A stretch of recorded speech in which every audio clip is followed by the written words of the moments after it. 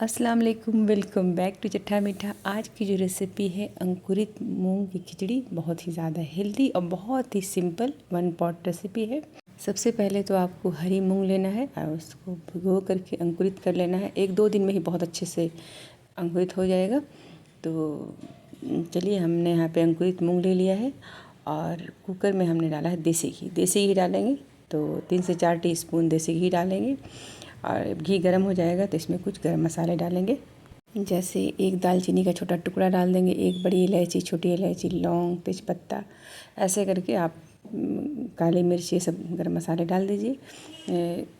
7 से 8 जई लहसुन को हमने बारीक कट कर लिया है।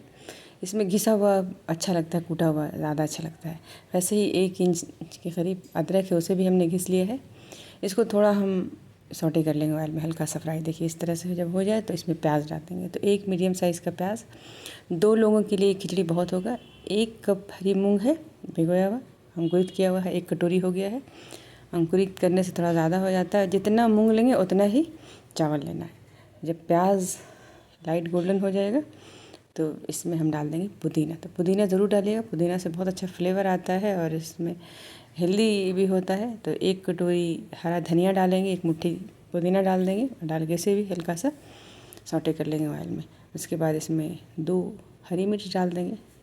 सबको भूनना है, आप इकट्ठे भी डाल सकते हो, बारी बारी करके डाल सकते हो।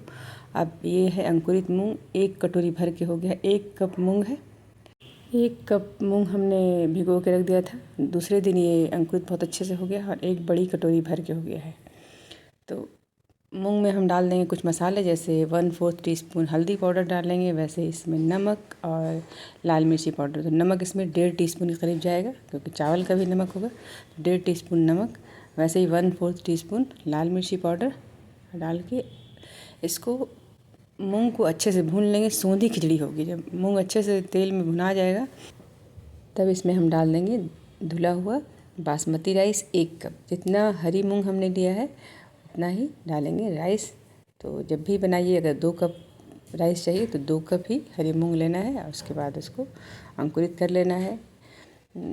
अब इसे भी हम 2 से 3 मिनट तक लो फ्लेम पे भून लेंगे, तभी खिली खिली खिचड़ी और लजीज सी खिचड़ी अगर चाहिए तो चावल और को भी भून लीजिए अच्छे से हल्के हाथों से।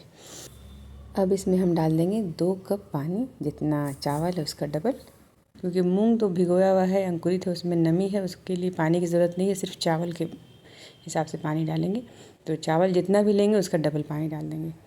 तो जैसे 2 कप हमने पानी डाल दिया है, अब इसमें हम हाफ नींबू का रस डाल देंगे।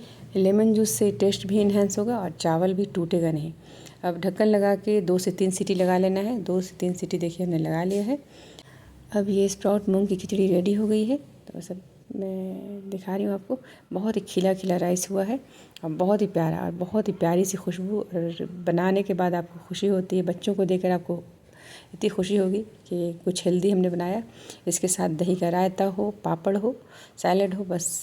और आप चाहें तो ऐसे ही खा सकते हैं। छोटे बच्चे तो बस ऐसे ही खाएंगे, काफ़ी है। और ये अपने आप में ही पूरा प्रोटीन से भरा हुआ है। तो ये खिचड़ी की रेसिपी अगर आपको अच्छी लगी है तो इस वीडियो को ज़रूर लाइक कीजिएगा, ज़्यादा से ज़्यादा शेयर कीजिएगा, चैनल को हमारे सब्सक्राइब ज़रूर कर दीजिए और खूब सारा अपना ख्याल रखिए। अल्लाह हाफिज़, बाय।